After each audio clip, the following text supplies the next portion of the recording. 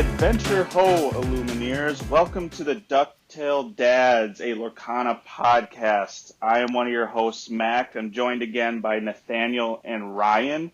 Thank you for joining us. This is our Lorcana blended with dad life, blended with family life, and blended with all other hobbies we have in our life. So thank you for joining, and we're excited to talk a little bit more this week about fun game variations with Lorcana and how we go about planning for those and whatnot. But first, Ryan, what's new in your life? What's going on? Yeah, we actually went to a hockey game this weekend with our little one, the first hockey game that they attended.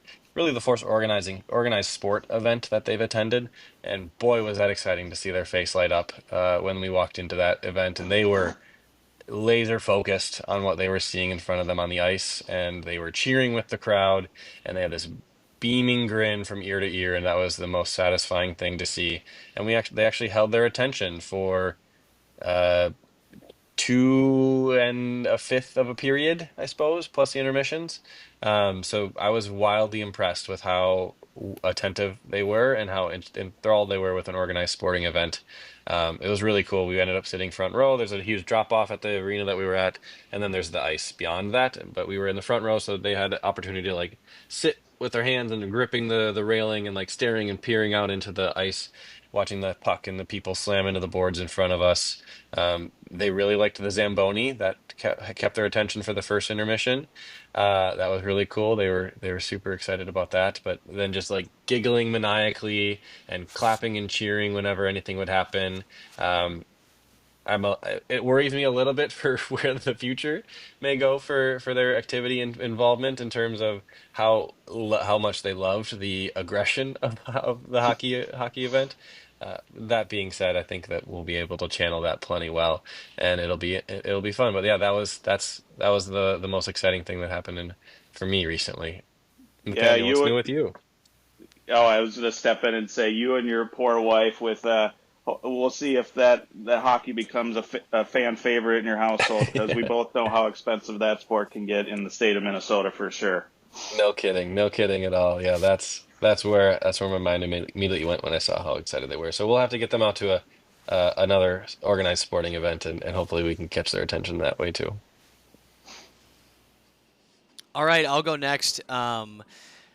Ryan had talked about home maintenance a couple pods ago, having the water softener issue, and it reminded me of it this weekend when I actually took out the base of the filter for my dryer. So not just pull out the dryer filter, but you can actually unscrew what's underneath of that and pull that out.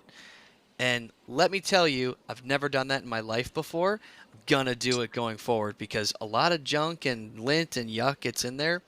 Um, Take care of that stuff, right? You don't want a fire in your house. So, dad tip for me of the week is there are additional things that you can do to clean out your appliances beyond maybe just the standard stuff that run of the mill. And I'm finding that out. So that was my big discovery this weekend. Outside of the fact that I don't read cards well relative to Ryan and Mac. I thought Bolt maybe he'll make an impact this set, and after some more conversation, maybe he doesn't. But we'll see. Mac, what's new in your world? Yeah. I guess my big adventure of the week, so to speak, was my wife and I installed new floors into our house. So the one thing I was pulled away from a lot of the initial Set 7 release events. Very bummed to not be involved as much as I think wanted to at first and not being able to experience all the polls. But with that, we're getting a brand new, beautiful floor. Although my body is still feeling the repercussions of that activity. Now that I'm into my 30s. Things start to maintain its soreness for a little bit longer than what I experienced in my 20s, right? So, um, but all in all, the floors are looking great. We have a couple other sections to do. Kudos to my wife's parents for helping us out with that adventure all weekend. Um, but it should be another half a weekend for us to finish the main floor that we wanted to do in our house. before we have nice, shiny new floors within our house. So that's my big new adventure of the week in my household. This So is 30, isn't it, Mac? This is 30, with I the aches am, and the pains persisting. yeah, right. I think I'm 31. I forgot. I counted. I stopped counting a couple years ago. But yeah, I'm 31 now. So definitely feeling the aches and pains a little bit more for sure. Ain't that Nothing the says truth? 30s like not actually knowing your exact age. I know, right?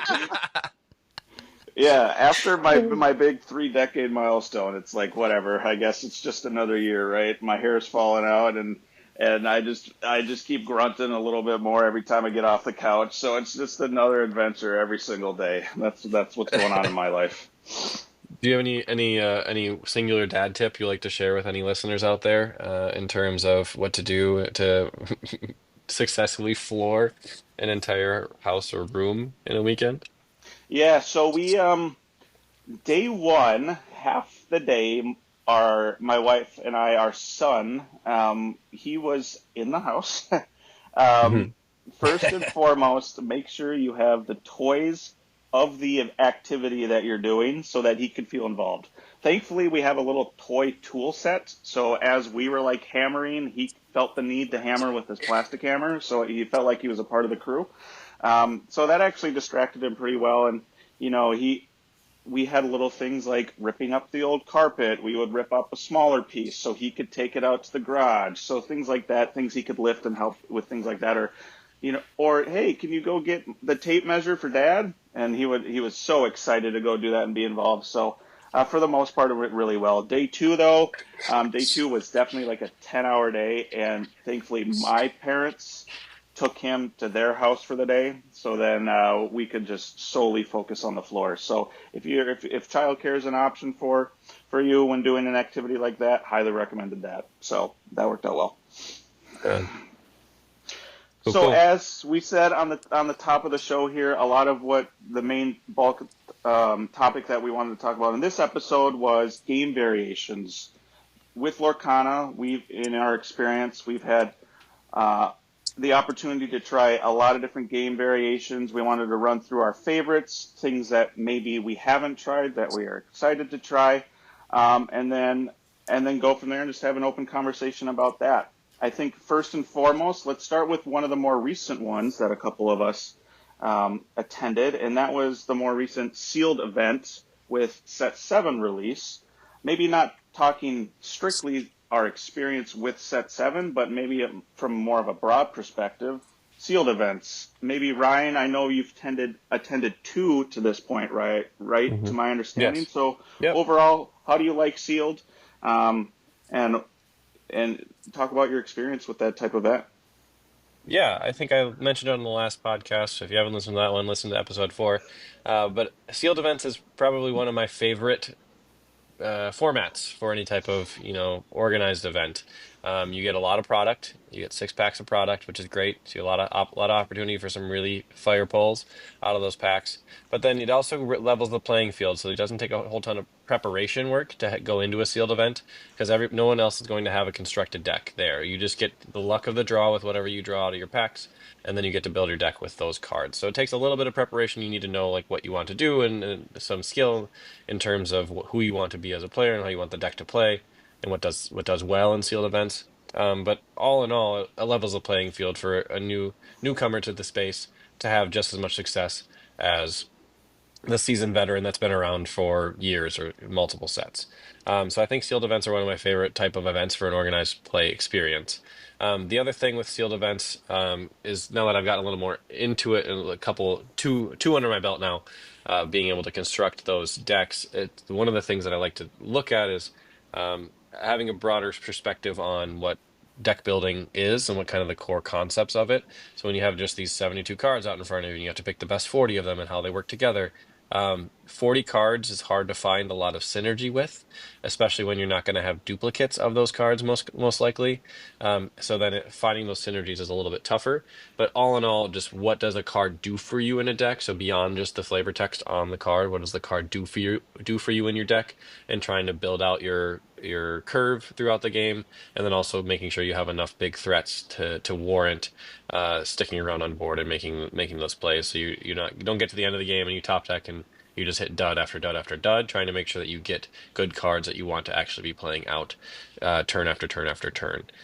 So that's been fun, and I've enjoyed the two sealed events that I went to, finding some excitement and mental stimulation in the effort of building a deck as well, making sure that I'm doing the right counts, having the right number of inkable and uninkable cards, or having the right type of cards in there that I want, having big enough questers to be threats on board, having enough of a board control aspect of the deck to be able to challenge into the other board or find ways to remove characters without challenging from the other board.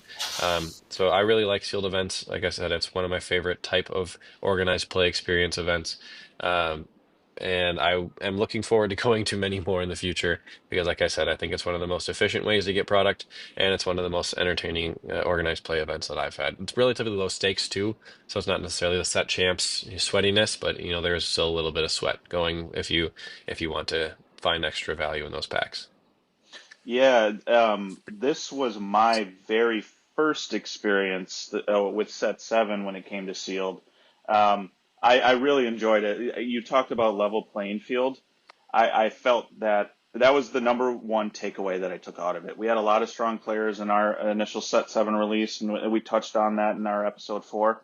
But kind of everyone started on this in the same playing field, and it felt like we were all learning the set together and trying to understand what the cards were all about. I really like that aspect as well, and I'm excited to attend more of those sealed events. I'm assuming for every single set, so I'm excited to attend those again in the near future. So Nathaniel, I believe you've attended a sealed event, correct? In your past, you want to talk about your experience with those as well? Yeah, so I did on a prior pod just talk about like being able to build fun things that maybe aren't always meta relevant in they could be good sealed event cards. I think that's exciting to do that as part of it. Being able to use all 6 inks in one deck build is unique and fun. Um, the other thing I think that I really learned going from my first to my second one is that there are genuinely cards that perform extremely well in sealed events, and there are cards that are probably more of a constructed deck card. So, being really mindful about that as you're building your deck, that like, hey, maybe this was going to be something that I want to add to my like actual constructed deck that I'll bring to my local like weekly league gameplay, but it's not going to work in a sealed event because all the other cards that make it do the things that it does well, I don't have access to because they're from earlier sets or whatever, right? So I think that's an important consideration. I remember my first one, I actually had like I got like a bunch of legendaries. It was like it was Azurite Sea. So I had like the red Hades, and he's just awful. It's a terrible card, but I was like, it's a legendary.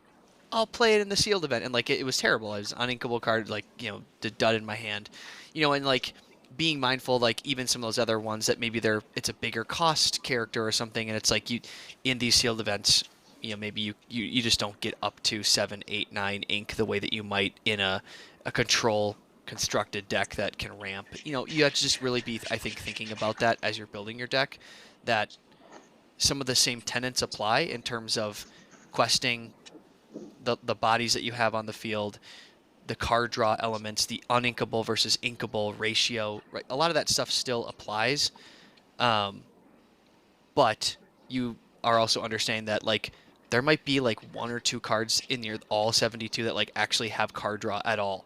So keeping keeping a 7 cost character is potentially a very dubious proposition in a sealed event because you might be top decking after like turn 4 or 5. So um, yeah, I think that's just something that maybe right where you just wouldn't have that happen as often in your constructed gameplay. So I think that's something that's is really exciting. Is it's following the similar gameplay, but everybody starts on the same page. You get to build something really unique, and it's totally random. So you could build a pirates one synergy that you have because you drew tons of pirates in the first sealed event, and the second one maybe you drew like three pirates, and it's like this. I don't have any synergy there.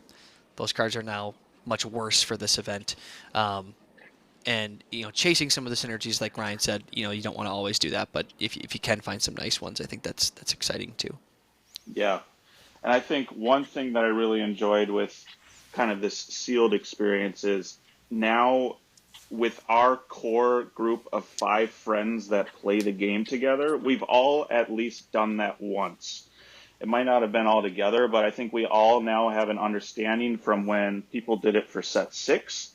The ones who weren't involved with the set 6 now the other ones were able to attend at least set 7, so we at least have that full understanding of how that game works. And I think overall, our core set of 5 seem to really enjoy that, and I can envision us going into that in the future. But then now jumping to the next step, our core group of 5 have also played 2 other variations of the game, Pack Rush and a random card generator. So before I ask you your experience on that and your opinions on that, Pack Rush, for those of you who don't know what it is, it's simply you take 2 unopened booster packs, open them up, and then the QR code or the card at the end, what is it, the artwork code? At Art the card. end of the art card, those 2 art cards from one from each pack start in your inkwell. So everyone starts with 2 ink. Then you shuffle your 2 packs at random, and you play with those 2 packs. One other thing to keep of note is that instead of 20, you play to 15. It's a little bit of a quicker game, and then whenever you run out of cards, you shuffle your discard back into your deck, and then you only start with 5 cards into your hand. So that's kind of a summary of Pack Rush. And then our core group of 5 also do a random card generator. So one of our friends in our group thought of just rolling the dice on 2 random cards for all cards that have been released to this point. And when those 2 cards that you end up rolling, you build with full play sets of that card, you build a deck with those 2 cards. So those are something that we've experienced as our core group of 5. Nathaniel, I'll start with you on this one. So Pack Rush, random card generator, you choose one or the other, and maybe Ryan can talk about the other one. Go ahead, take it away. What's been your favorite one thus far that we played in our core group of 5? I'm sure you guys have opinions about the card generator, particularly based on our last experience. So I'll go with Pack Rush and play it safe. So what I love about Pack Rush is um, it's like a really small, game experience where you could do this over a lunch break so easily with, a coworker or a friend, right? Like it's a very easy game. It's exciting because you don't really know what you have. I will say, as someone who is about the condition of my cards is a little bit on the safer side, I will check the back couple cards just to make sure, in the crazy off chance that I get an enchanted, that I don't accidentally be shuffling a raw enchanted in, for my Pack Rush game. But I think half the fun of Pack Rush is that, outside of maybe the back 2 or 3 cards that you're checking to make sure you don't have an enchanted, you're like shuffling your deck and just like drawing cards and like seeing like, okay, what am I working with? So like that's where it really differs from something like a sealed event where you're like building a deck from your set of 72 that you just unpacked minutes before. You truly are like seeing, okay, like what do I have? What tools are at my disposal for this Pack Rush game that is a little bit quicker. And I think that's really fun, and it adds its very own special spice to a format. And for 2 packs each, it's pretty relatively cheap experience as well. Yeah, I think Pack Rush is a great entry point for a lot of new players to the game too. It's very easy and simple to do. Relatively low cost barrier too. I mean, 10, $12 to grab those packs. A lot of times the player that would likely be introducing a new player to the game might even be willing to eat that cost to bring a friend or a family or a loved one into the game too. Or just have a good time with them doing something, one of your hobbies if they're willing to participate. The random card generator. So Nathaniel alluded a little bit to it, and I let out a cackle because when we did this, we went in saying, you know what? Don't make that meta of a deck. Just, go have fun with something, do something entertaining for yourself. And Nathaniel, and in your defense, you got probably the best color combination for Nathaniel to get, considering you had ran at set champs an Emerald Steel deck, and then already had a lot of those staple cards in your collection as a result. But then lucking into Emerald Steel as your color combination for the random card generator that we did, I think was a perfect storm for you to develop the most meta deck that we saw at our at our group gathering that night. So in your defense, you did have the perfect combination, the perfect storm of things happen for you. With that being said, random card generator, the way that works, one of our friends just did a random number generator to get set 1 through 6, and then card 1 through 204. And you generate 2 random cards that way for every person that's participating. And then we had a week, or I think I had about a week, where we could like develop and brainstorm and come up with a deck list that would be used in that format. With Mac alluded to it, or Mac mentioned this too, where the 2 cards that you get randomly generated for you, you have a full play set of 4 of. And so in that format, we created those decks, we played them, and Nathaniel wiped the floor with all of us as a result of him having a extremely non-toxic and very casual friendly random card generator deck that was not at all either of the 2 things I just qualified it as. It was oppressive, it was toxic, and it was very, very meta, and it was incredible. So kudos to you on a successful deck building experience, Nathaniel. And I'm looking forward to the next one where you overcorrect and go the way other side of the non-meta side of the spectrum, and then end up with like 5 ink and 16 uninkables in your hand because you don't know what to do with them anymore.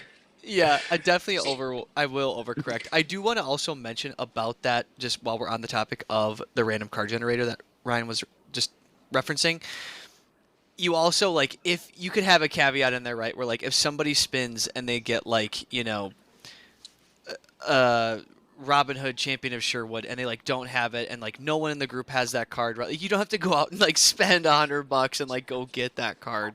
Like I think I had like Skippy and like the Mickey from set 5, so they were like, a 10-cent card and a 25-cent card.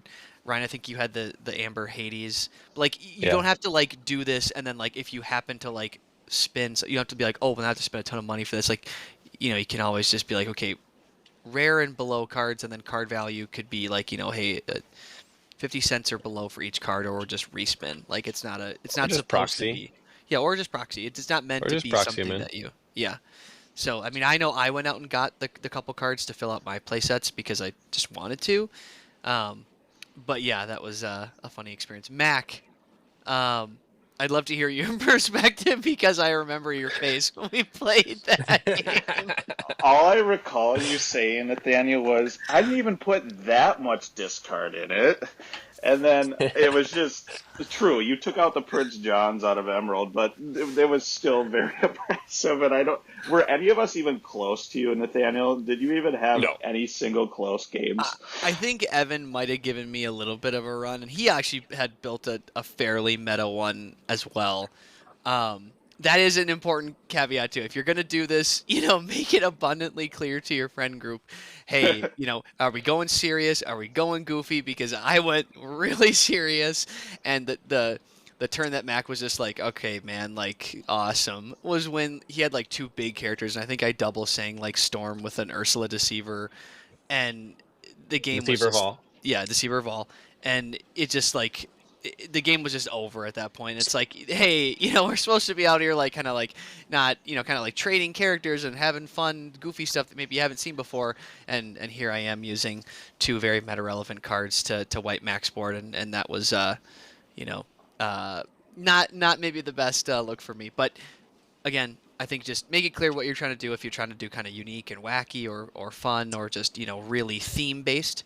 Um, there was one that we didn't actually add into this list that I have heard before that's really really cool, and it's actually like movie themed, where we had kind of briefly talked about this in our Discord channel, where like each player gets like a movie. So you could maybe build all 6 colors of ink, but they have to be all Robin Hood characters or, related cards. So like you can filter on like Dreamborn ink, you can actually filter the Lorcana database by franchise to see like what cards are in that franchise that I could build a 60 card deck with, and it's across six ink colors, but it's all Beauty and the Beast or it's all Lion King stuff. And I think that's really fun too, to just add really different spice to the game, um, and synergies that wouldn't otherwise be possible because you have 6 ink colors at your disposal too.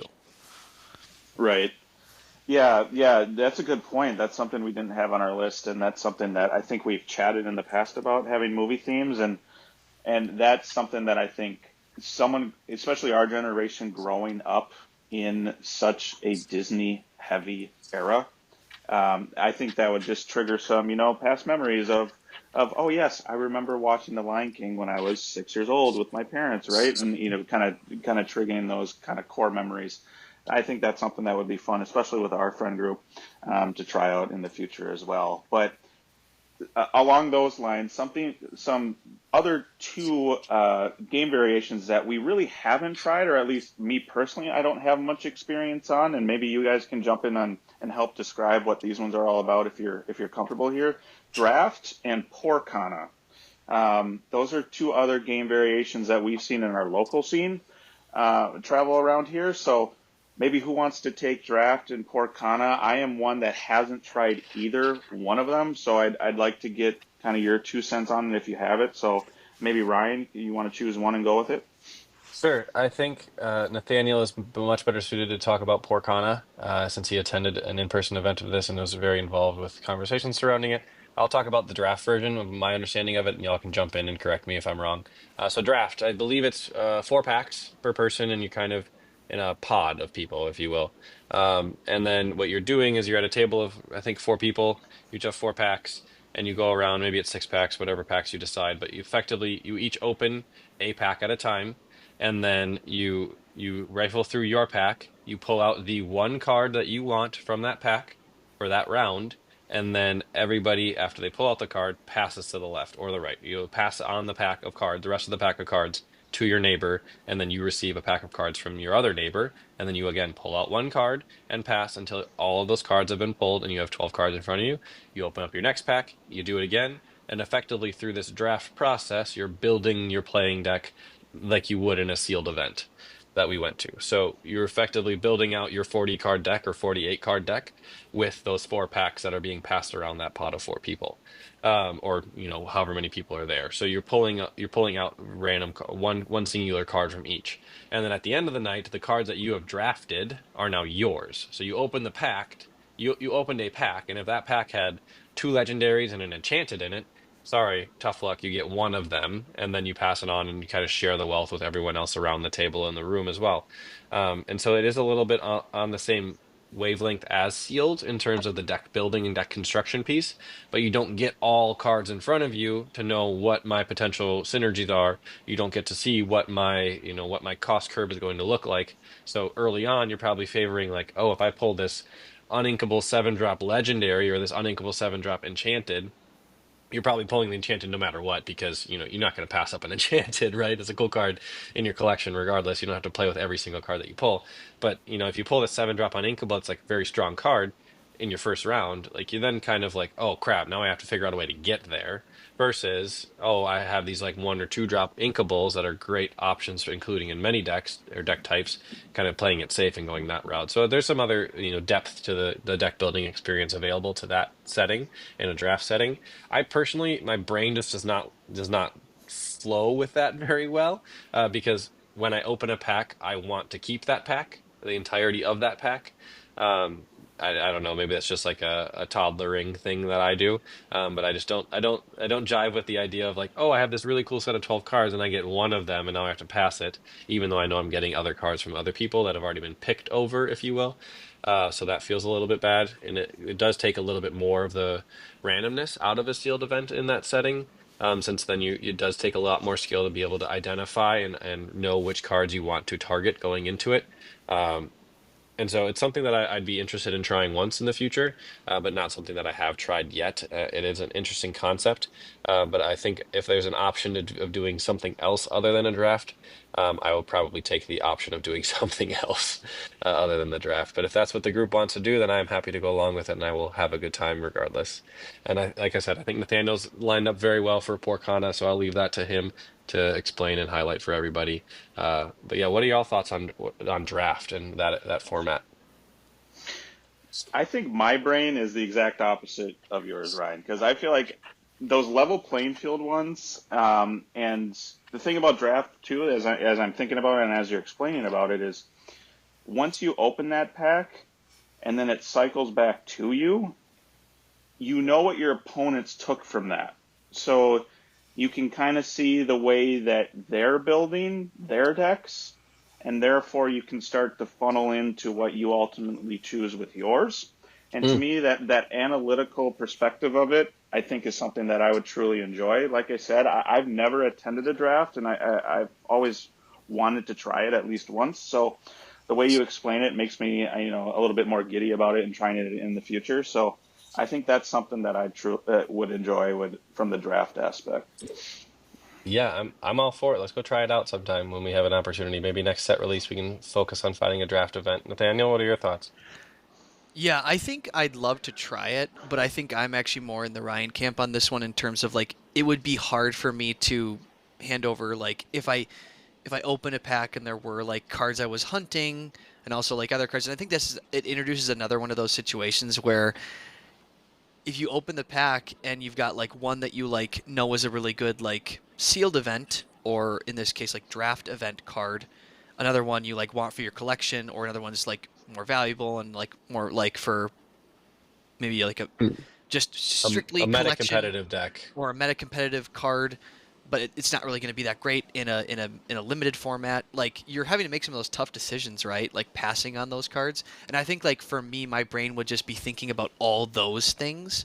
Like, and it would be like in some ways overwhelming because I know I'd be the person that would have like two legendaries and like a super playable super rare and be like, oh no, like what do I do? Um, so yeah, who knows? Because my pack luck is obviously not that great. So I think I'd love to try it, but I do think some of the other formats are a bit more exciting to me in terms of just like how my brain functions and how I would like enjoy versus like be in some ways like stressed out or anxious by. Um, but yeah, I think that probably leads us into Poorcana, which I did also touch on this in a prior pod a little bit, but I think what makes Poorcana cool is it's another instance yet, and I probably sound like a broken record, but there are certain cards that can make their way into a Porkana deck that you just don't see in constructed decks that much as well. And Porkana, for those who aren't familiar, every card in that 60 card deck, it's still limited to two colors, but it has to be an uncommon or common card. So really no card should be worth more than probably like a buck 50 to $2 on the high end for those cards. Like I'm thinking like Chernobog's followers, maybe they are sitting at like a buck 75 or something. You could conceivably have that in your deck, but like most cards that are in that category of rarity are 6 cents, 8 cents, 10, 25, right? They're really cheap. So hence the name Porkana. You can do it on a lower budget deck, but I think what's cool about that is when I was building a deck for the first time in Poorcana, I was able to use a card like Chien Po, like the big, thick bodyguard. He's like a 4, 5, 7 body.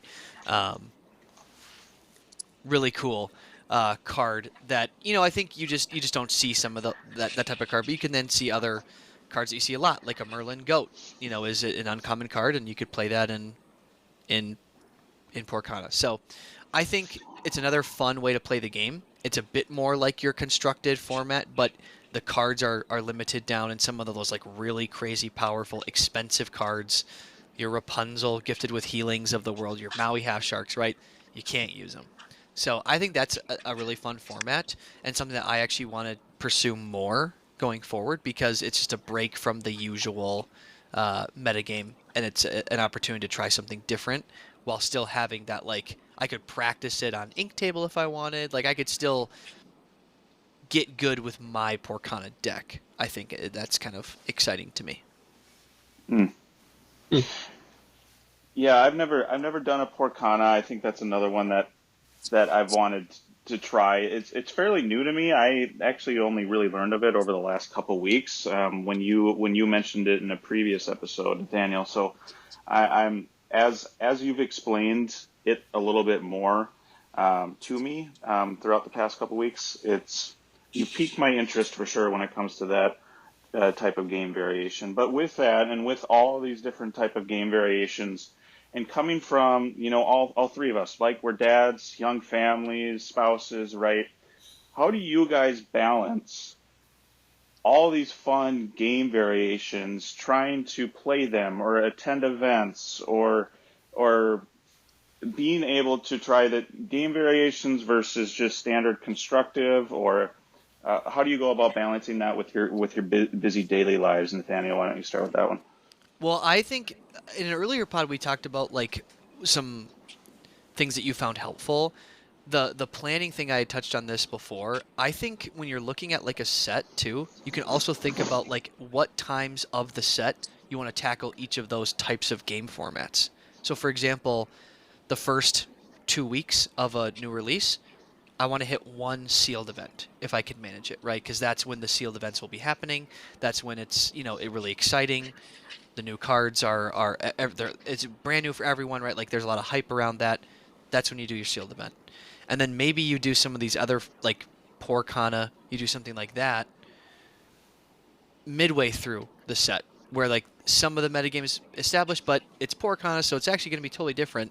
No big deal, and then you can focus maybe more on like your constructed stuff towards that as you get into like set champs part of the season, where it's like that like 2/3 of the way through ish to like the last 75%, like in that window. And you're probably preparing for that a little bit and doing some practice before that, but you kind of bucket out like when you want to do each of those types of events based on when the stuff is going to happen throughout that season. If you want to do more laid back stuff, of course you don't even have to do anything competitive if you don't want. Um, but I think I always go back to like trying to look at the season as it goes from the release to win our set championships and be really proactive and think about when do I want to do each of these types, because these are really exciting other ways that you can play the game and engage with it that aren't just I'm going to build the best, you know, Sapphire Steel deck and play that for 9 straight weeks and never play anything else. And I think there are people who do that and love that, and that's great. I love that for them. But I do think it is refreshing to be able to take a step back and do some of these other things, these other game modes to test your brain. And it also maybe helps you think about why your deck is the way it was constructed the way it was. So, like, if you're like me and you net deck some really good decks, or you get input from a really good player like Ernie in our area, maybe I understand a little bit more about why he's saying that card belongs in the deck. But I've spoken enough on it. Ryan, how do you balance things in your life with Lorcana? I think it always comes back to leaning on the support system around me. So it's making sure that I make time throughout the week to get to one of those, or throughout the month to get to some type of event, whether it's just us, the five of us getting together, or whether it's us going to some type of sort of sealed event to get that experience in the community as well, and then set champs on top of that. I haven't really thought about it beyond that. And then the other piece of trying to like try new things to keep things fresh. I definitely lean on our Discord chat for those ideas, and when we get together for things, that's where I usually get that experience of keeping things fresh. Outside of that, I'm mostly thinking about, constructed and set champs on the horizon, and like what deck do I want to be playing that time when that time comes around, and what is going to be best, and what's most meta relevant, and what's the most competitive and successful, and how do I combat red blue? How do I combat big steel control, blue steel control? How do I combat Baja Blast with Ink Geyser and Under the Sea and discard and like all these other things? Um, so that's what my mind is mostly focused on. So then I definitely lean on our Discord chat to pull me away from those things and try new things and be able to experience those things and have fun with it still. I still feel very, very juvenile in the space and new to it when we do any of those things. Together as a group, because I feel like I still don't have a very broad grasp of, sets 1 through 5 of what the possibilities are out there. So I definitely have to lean on Dreamborn for deck construction and making sure that I'm using their filtering system appropriately to find the cards that I need to play and want to play within those restrictions. Um, and I just feel like that's where I'm getting most of that experience is just by leaning on the people around me to pull my brain into different directions and to try new things and offer up suggestions for different ways to build different decks. Mac, what are your thoughts? Yeah, I think the benefit that we have uh, is that we have this core group of 5 friends that get together once every few weeks when it comes to an opportunity to try some of these new different game modes. So, but for those of you who are kind of single players, don't really have a big core net group of players, you just like to attend random different weeklies with your local game stores. Um, for the most part, and we've had very positive experiences overall with the Lorcana community. Everyone's been very friendly. Whenever we've had questions about the game, people and more experienced players about the game, they've always been helpful in our deck building experience. So, and with that, it's allowed us, I think, at least for me, to feel more comfortable going to branch out our game store experience instead of just going to just one, and that might just be a little bit more repetitive. By branching out, we've been able to attend a lot of these different game events and game variations. So that's something that I would encourage you if you happen to have um, more than one store that in your local scene, attending, looking up, doing some research on what events they're doing, because in our experience, as we've branched out, we've tended to run into a more higher variety of these different game modes. Um, so that's, I think, my overall experience with that. Okay, I did want to note there is actually one more thing that we haven't talked about in terms of game modes, and it's not actually necessarily the game mode, but it's actually the format in which you play. So whether it's you want to play some Lorcana, you're crunched on time, whatever it is, you don't want to get together in person, but you want to play the game. I cannot recommend enough the value that I've personally found in just playing like over webcam. So for example, like we talked about, like playing Pack Rush over lunch or after bedtime for your children, being able to have that window of time where you can just hop on, a call with a friend over a video chat tool, right? You have your webcam just pointed at your playmat with your cards or whatever. You can still get the Lorcana experience with a limited budget of time doing that because you're saving on the need to like go to a physical location. Um, I have found a lot of success with that with multiple friends, and I think it's a really fun way to still engage with the game, and you can get more practicing if you're preparing for something like a set champs. Um, when trying to coordinate schedules, right? If you can't make the weekly stuff that's happening as much as maybe you'd like. So can't recommend it enough. If you have people who are also willing and able to do that, full send. Yeah, you bring up a good point, Nathaniel. I can't. I mean, we can't count how many times that one of us, texted, "Hey, my kids are down. Let's play a couple games over online." I think that's happened, 20, 30 plus times over the course of the last couple of weeks with our friend group. So yeah, that's a really good point. Just make sure you have a decent camera, because I know my struggles with my camera. It's been a little bit wonky, so that's my own recommendation with that. So. That being said, I think that wraps up a nice little bow on the different game variations that we've either A, experienced, or B, are looking forward to trying out in the near future, either with our friend group or some local stores that maybe have those events available to us. So thanks everyone for joining us on our Ducktail Dads, a Lorcana podcast, episode 5. We will see you again with episode 6 over the course of the next week or so. And with that, gentlemen, let's get the duck out of here.